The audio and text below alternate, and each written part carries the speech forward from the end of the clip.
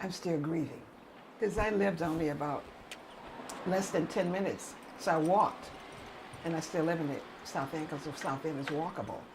And I go past it now, and I still grieve.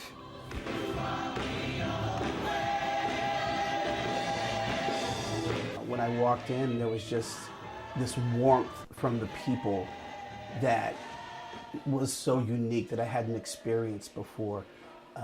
You were just received from the moment you came in. I had relocated here from the South, and I had been looking around for churches. And one Sunday, I came to Concord, and it was just so good. It reminded me of South. It reminded me of home. So I felt like I had found a home. Praise Him. Glory! Glory! The edifice itself, the physical building, had a great deal of character. And that character was enhanced by the faithfulness of the people who served.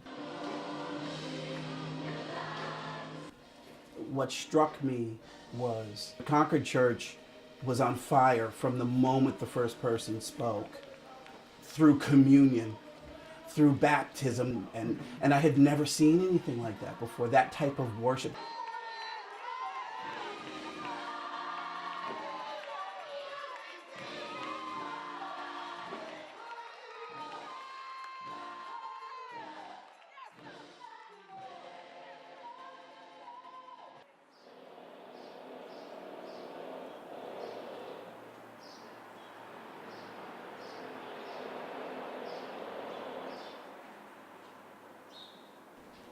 There have been tremendous changes. When I first came here, the place was so ugly. I was ready to make a U-turn and go back. The buildings were old, they were boarded up, and it was just a horrible looking place.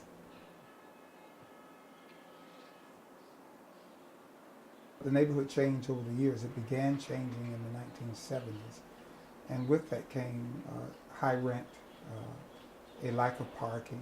We had to make a decision to do something where we could continue to carry out our mission.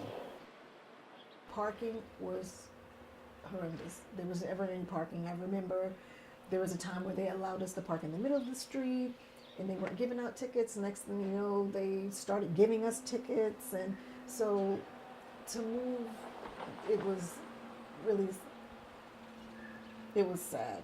The building was home to us. We regretted that we had to leave, but it was part of, I think, of a larger plan that God had for us. I was looking forward to the move. I was sad to leave that building, but in order to grow, sometimes you need change.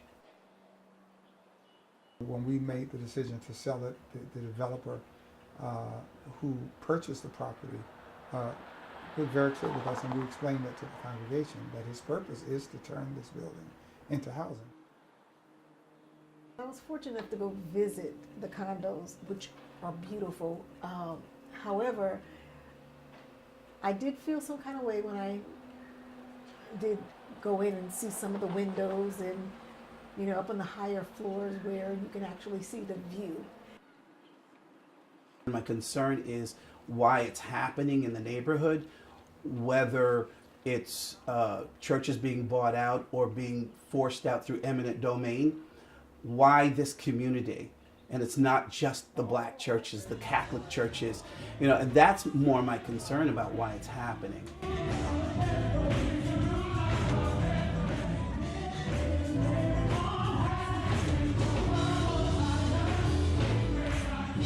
We are Concord Baptist Church of Boston. We are unique, we are intergenerational, we are people of all backgrounds, and so that, because of who we are, wherever we go, we are the church. We perpetuate and honor that history by being who we are.